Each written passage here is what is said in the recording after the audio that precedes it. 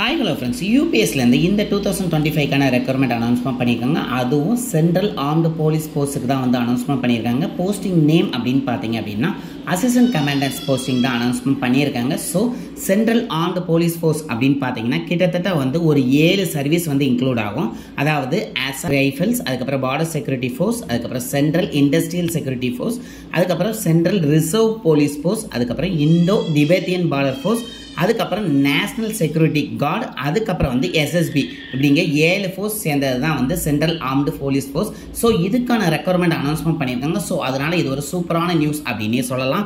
And application லாஸ்ட்டாக close ஆகக்கூடிய date அப்படின்னு பார்த்தீங்கன்னா 25th மார்ச் வந்து க்ளோஸ் ஆயிரும் அப்படின்னு சொல்லியிருக்காங்க. இப்போ இந்த ஃபோர்ஸில் எதுக்கெல்லாம் ஜாப் கால்ஃபா பண்ணியிருக்காங்க அப்படின்னு பார்த்தீங்கன்னா பிஎஸ்எஃப் பார்டர் செக்யூரிட்டி ஃபோர்ஸுக்கு, அதுக்கப்புறம் சிஆர்பிஎஃப், அதுக்கப்புறம் சிஐஎஸ்எஃப், அதுக்கப்புறம் ஐடிபிபி, அதுக்கப்புறம் எஸ்எஸ்பி அப்படிங்க இந்த டிபார்ட்மெண்ட்டுக்கு மட்டும்தான் இப்போ கால் ஃபார் பண்ணியிருக்காங்க. அதுக்கான போஸ்ட் எப்படி ஸ்பிளிட் பண்ணியிருக்காங்க அப்படின்னு பார்த்தீங்கன்னா பிஎஸ்எஃப் பொறுத்தவரை ஒரு 24 போஸ்ட் ஆகும், சிஆர்பிஎஃப் பொறுத்தவரை 204 போஸ்ட் ஆகும், சிஐஎஸ்எஃப் பொறுத்தவரை 92 போஸ்ட் ஆகும், ஐடிபிபிக்கு வந்து உங்களுக்கு 4 போஸ்ட் ஆகும், அதே மாதிரி எஸ்எஸ்பிக்கு 32 போஸ்ட் ஆகும். டோட்டலாக வந்து உங்களுக்கு 357 போஸ்ட் வந்து கால் ஃபார் பண்ணியிருக்காங்க. ஸோ அதனால குயிக்காக போய் அப்ளை பண்ண பாருங்க, டிலே பண்ணிடாதீங்க. அதுக்கப்புறம் இந்த போஸ்ட்டுக்கான ஏஜ் லிமிட் அப்படின்னு பார்த்தீங்கன்னா உங்களுடைய ஏஜ் வந்து 20லேருந்து 25 இயர்ஸ்க்குள்ளே இருக்கணும் அப்படின்னு சொல்லியிருக்காங்க. அண்ட் அது போக உங்களுக்கு வந்து எஸ்சி எஸ்டிக்கு வந்து ஒரு 5 இயர்ஸ் ஏஜ் ரிலாக்ஸேஷன் கொடுத்துருக்காங்க.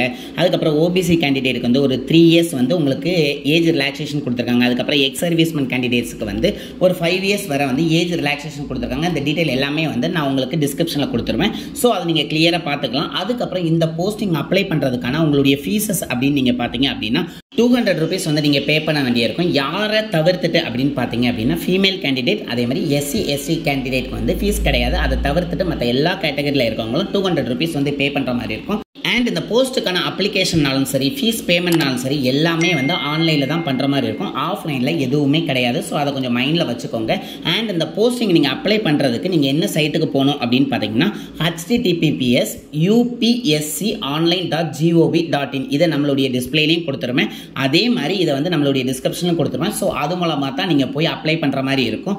இன்கேஸ் நீங்கள் எல்லாமே ஃபில் பண்ணிட்டீங்க, ஃபில் பண்ணதுக்கப்புறம் நிறைய பேருக்கு சில மிஸ்டேக்ஸ்லாம் வரும். அதை எப்போ கரெக்ட் பண்ணலாம் அப்படின்னா நீங்கள் 26 மார்ச்ல இருந்து ஏப்ரல் 1 வரை உங்களுக்கு டைம் இருக்குது. ஸோ அந்த டேட்குள்ளே உங்களால் வந்து உங்களுடைய அப்ளிகேஷனை வந்து எடிட் பண்ணிக்க முடியும். அப்படி எடிட் பண்ணிக்க முடியும் அப்படின்னு சொல்கிறது வந்து எல்லாத்தையுமே எடிட் பண்ண முடியாது. ஒரு குறிப்பிட்ட கேட்டகரியை மட்டும்தான் நீங்கள் வந்து எடிட் பண்ணிக்க முடியும். அது என்ன அப்படிங்கிறத பார்க்கலாம். அதாவது நீங்கள் எடிட் பண்ணிக்க முடியும் அப்படிங்கிறது வந்து உங்களுடைய நேமை சேஞ்ச் பண்ணியிருக்கீங்களா அப்படிங்கிற ஆப்ஷனை வந்து உங்களால் எடிட் பண்ணிக்க முடியும். அதுக்கப்புறம் ஜெண்டரை வந்து உங்களால் வந்து சேஞ்ச் பண்ணிக்க முடியும். மைனாரிட்டி ஸ்டேட்டஸ், 10th எக்ஸாம் போர்டோட ரோல் நம்பரை வந்து உங்களால் சேஞ்ச் பண்ண முடியும் அப்படின்னு சொல்லியிருக்காங்க. அதே மாதிரி எதெல்லாம் உங்களால் எடிட் பண்ண முடியாது அப்படிங்கிறதுக்கும் ஒரு லிஸ்ட்டு கொடுத்துருக்காங்க. உங்களுடைய நேமை எடிட் பண்ண முடியாது. உங்களுடைய டேட் ஆஃப் பர்த் ஒன்ஸ் கொடுத்துட்டிங்கன்னா அதையும் சேஞ்ச் பண்ண முடியாது. ஃபாதர்ஸ் நேம், மதர்ஸ் நேம் ரெண்டையுமே சேஞ்ச் பண்ண முடியாது. அண்ட் உங்களுடைய mobile number, email ID must.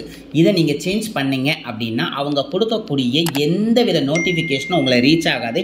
In case நீங்கள் உங்களுக்கு ஒரு ஓடிபி சென்ட் பண்ணி அது மூலமாக நீங்கள் வந்து லாகின் பண்ண முடியும் அப்படின்னு சொன்னபோது கூட நீங்கள் மொபைல் நம்பர் மாற்றி கொடுத்துருந்தீங்கன்னா உங்களால் அதை வந்து அட்டன் பண்ண முடியாது. ஸோ அதனால் நீங்கள் கண்டிப்பாக நியூ அப்ளிகேஷனாக தான் கொடுக்குற மாதிரி இருக்கும். ஸோ அதனால் மொபைல் நம்பர், இமெயில் அட்ரஸ் மஸ்ட்டாக கரெக்டாக கொடுத்துருங்க. And father's name, mother's name, date of birth, name இதில் எந்த சேஞ்சஸும் இருக்க முடியாது. அதை மட்டும் கொஞ்சம் கிளியராக பார்த்து ஃபில் பண்ணுங்கள். அப்படி பண்ணுறதுல ஏதாவது தவறு நடந்துச்சு அப்படின்னா நீங்கள் நியூ அப்ளிகேஷனாக தான் ஃபில் பண்ண முடியும். ஸோ அதை கொஞ்சம் மைண்டில் கிளியராக வச்சுக்கோங்க. அண்ட் இந்த அப்ளிகேஷன் க்ளோஸ் ஆகக்கூடிய டேட் அப்படின்னு நீங்கள் பார்த்தீங்க அப்படின்னா 25th மார்ச்சோட க்ளோஸ் ஆயிரும் அப்படின்னு சொல்லியிருக்காங்க. அதுவும் ஈவினிங் 6 o'clock வரை ஓப்பனில் இருக்கும். அதுக்கப்புறம் தான் க்ளோஸ் ஆகும் அப்படின்னு சொல்லியிருக்காங்க. ஸோ அதனால் டைம் இருக்குது அப்படின்ட்டு டிலே பண்ணாமல் கொஞ்சம் குயிக்காக போய் அப்ளை பண்ணுங்கள். அண்ட் இந்த போஸ்டிங் இருக்குது இல்லை, இந்த போஸ்டிங்கான செலெக்ஷன் ப்ரொசீஜர் எப்படி இருக்கும் அப்படிங்கிறத பார்த்துடலாம். ஃபர்ஸ்ட்டு வந்து உங்களுக்கு ஒரு ரிட்டன் எக்ஸாம் இருக்கும். அந்த ரிட்டன் எக்ஸாம் எப்போ கண்டக்ட் பண்ணுறாங்க அப்படின்னு பார்த்தீங்கன்னா 3rd ஆகஸ்ட்டில் இருக்கும் அப்படின்னு சொல்கிறாங்க. அதுவும் வந்து 10 AM to 12 AM வரை பேப்பர் 1, 2 PM to 5 PM வரை பேப்பர் 2வும் இருக்கும் அப்படின்னு சொல்லிட்டாங்க. அண்ட் பேப்பர் 1 பொறுத்தவரை உங்களுக்கு general ability and intelligent test இருக்கும் அப்படின்னு சொல்கிறாங்க. இது ஃபுல் அண்ட் ஃபுல் வந்து உங்களுக்கு மல்டிபிள் சாய்ஸ் கொஸ்டினாக தான் இருக்க போகுது. அண்ட் இதுக்கு வந்து உங்களுக்கு 250 மார்க்ஸ் கொடுக்காங்க. அண்ட் இது என்ன லாங்குவேஜில் இருக்கும் அப்படின்னு பார்த்தீங்கன்னா இங்கிலீஷ் அண்ட் ஹிந்தியில் இருக்கும் அப்படின்னு சொல்லியிருக்காங்க. பேப்பர் 2 பொறுத்தவரை உங்களுக்கு general studies, SA and comprehensive இருக்கும் அப்படின்னு சொல்லியிருக்காங்க. இதுக்கு வந்து உங்களுக்கு 200 மார்க்ஸ் வந்து கொடுக்குறாங்க. அதுக்கப்புறம் ஃபிசிக்கல் ஸ்டாண்டர்ட்ஸ் டெஸ்ட் கண்டிப்பாக இருக்கும். இருக்கும் அப்படின்னு சொல்லியிருக்காங்க.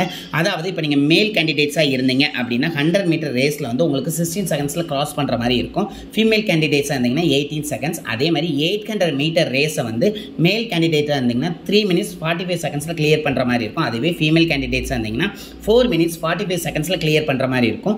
அதுக்கப்புறம் லாங் ஜம்பை பொறுத்தவரை உங்களுக்கு மேல் கேண்டிடேட்ஸுக்கு 3.5 மீட்டர்ஸும் அதே மாதிரி ஃபீமேல் கேண்டிடேட்ஸ்க்கு 3 மீட்டர்ஸும் வந்து உங்களுக்கு இருக்கும் அப்படின்னு சொல்லியிருக்காங்க. அதுக்கு 3 சான்ஸ் வந்து அவங்க கொடுக்கறதா சொல்லியிருக்காங்க. அதுக்கப்புறம் ஷார்ட் புட்டை பொறுத்தவரையில் உங்களுக்கு 4.5 மீட்டர்ஸ் வந்து உங்களுக்கு மேல் கேண்டிடேட்டுக்கு வந்து கொடுக்குறாங்க. அதுக்கும் வந்து 3 சான்ஸ் இருக்கும் அப்படின்னு சொல்லியிருக்காங்க. ஃபீமேல் கேண்டிடேட்ஸ்க்கு அது கிடையாது. டெஸ்ட் எல்லாம் கிளியர் பண்ணிட்டீங்க அப்படின்னா அதுக்கப்புறம் உங்களுக்கு இருக்கிறது வந்து இன்டர்வியூவும் அதே மாதிரி பர்சனாலிட்டி டெஸ்ட்டும் இருக்கும் அப்படின்னு சொல்லியிருக்காங்க. இதுக்கு வந்து உங்களுக்கு 150 மார்க்ஸ் வந்து அவங்க கொடுப்பாங்க அப்படின்னு சொல்லியிருக்காங்க. இது முடிச்சிட்டிங்க அப்படின்னா அதுக்கப்புறம் மெடிக்கல் ஸ்டாண்டர்ட் டெஸ்ட், அதுக்கப்புறம் ஃபைனல் செலெக்ஷன் தான் இருக்கும். இது ஃபுல் அண்ட் ஃபுல் மெரிட் பேஸில் தான் இருக்க போகுது. அது மட்டும் இல்லாமல் நீங்கள் எழுதியிருக்க ரிட்டன் எக்ஸாம், அதுக்கப்புறம் இது வர ஃபிசிக்கல் டெஸ்ட், அதுக்கப்புறம் இன்டர்வியூ, அதுக்கப்புறம் மெடிக்கல் ஸ்டாண்டர்ட்ஸ் இதில் இருக்க எல்லா மார்க்ஸும் வச்சு தான் உங்களுக்கு செலக்ட் பண்ணக்கூடிய மெரிட் மார்க்கை வந்து அவங்க கொடுப்பாங்க. நான் நம்ம வீடியோட எண்ட் பார்ட்டுக்கு வந்துட்டோம். ஸோ இதனுடைய எல்லா டீட்டெயிலையும் நோட்டிஃபிகேஷனாக வந்து நம்மளுடைய டிஸ்கிரிப்ஷனில் கொடுத்துருவேன். அதுக்கப்புறம் ஆன்லைனில் அப்ளை பண்ணக்கூடிய லிங்க் டீட்டெயில்ஸ் எல்லாமே நான் கொடுத்துருவேன். ஸோ அதை கம்ப்ளீட்டாக ரீட் பண்ணிவிட்டு அதுக்கப்புறம் அப்ளை பண்ணுங்கள். ஸோ அதில் ஏதாவது உங்களுக்கு டவுட் இருந்துச்சு அப்படின்னா எனக்கு கண்டிப்பாக கமெண்ட் பண்ணுங்கள், நான் ரிப்ளை பண்ணுறேன்.